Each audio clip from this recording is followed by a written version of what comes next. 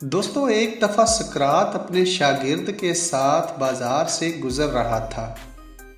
वो दोनों बातें करते जा रहे थे कि अचानक एक आदमी सामने आया और सकरात को बुरा भला कहने लगा। वो आदमी गुस्से से लाल पीला हो रहा था और मुसलसल सकरात के साथ औल फौल बक रहा था।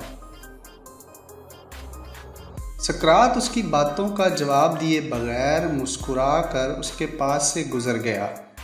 सकरात को मुस्कुराते हुए देखकर वो और गुस्से में आ गया और सकरात को गालियां निकालने लगा। न सिर्फ सकरात को बल्कि उसके ख़ानदान को भी बुरा भला कहने लगा। ये सब होने के बावजूद भी सकरात मुस्कुराते हुए आगे बढ़ता रहा। जब उस आदमी ने देखा कि मेरी बातों का सकरात पर कोई असर ही नहीं हो रहा तो मुंह ही मुंह में बड़बड़ाते हुए उनके रास्ते से हट गया। उस आदमी के जाते ही शागिर्द ने सकरात से पूछा कि आपने उस आदमी की बातों का जवाब क्यों नहीं दिया, और तो और आप मुस्कुराते रहे। क्या आपको उसकी कोई बात बुरी नहीं लगी? क्या आपको उसकी बातों से दुख नहीं हुआ?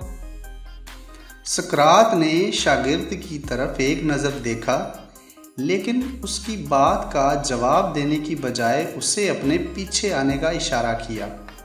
शागिर्द खामोशी से उसके पीछे चलने लगा। वो दोनों चलते चलते अपने घर तक पहुंच गए।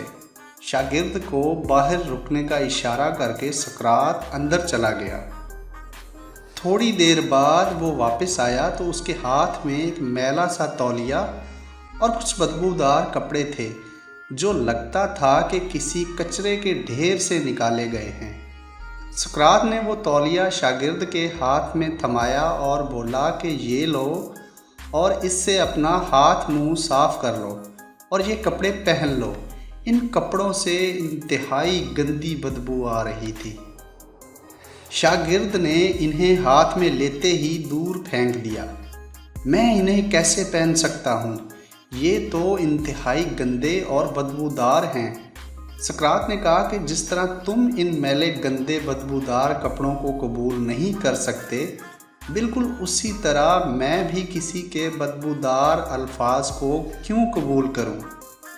अगर कोई बग़ैर किसी वजह के आपको बुरा भला कहता है और आप उसकी बातों से परेशान हो जाते हैं, अपने काम छोड़कर उसकी इन फजूल बातों को सोचने लगते हैं, उन पर गुस्सा करने लगते हैं, तो ये बिल्कुल ऐसे ही है जैसे आपने अपने अच्छे और साफ़ सुथरे कपड़े उतार कर किसी के दिए हुए गंदे मैले बदबूदार कपड़े पहन लिए हों।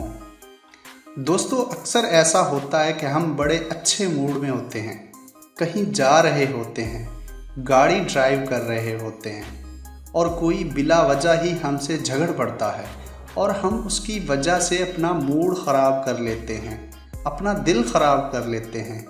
हम जो कर रहे होते हैं उसे भूलकर उस आदमी को डिस्कस करने लग जाते हैं, उनके रवैये पर दुखी होते रहते हैं।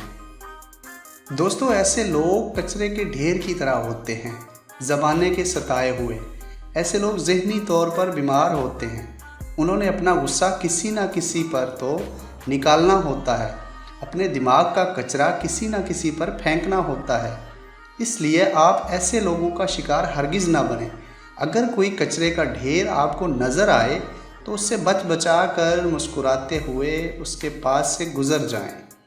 दोस्तों किसी की गलत बात पर हमें ख़ुद को परेशान नहीं करना चाहिए। किसी के हाथ का खिलौना नहीं बनना चाहिए कि कोई जब मर्ज़ी आकर हमें गुस्सा दिला जाए। हमारे दिल और दिमाग का कंट्रोल हमेशा हमारे ही हाथ में होना चाहिए और ज़िंदगी में हर रोज़ कुछ नया सीखना चाहिए, नया करना चाहिए, नया सोचना चाहिए, लर्न करना चाहिए।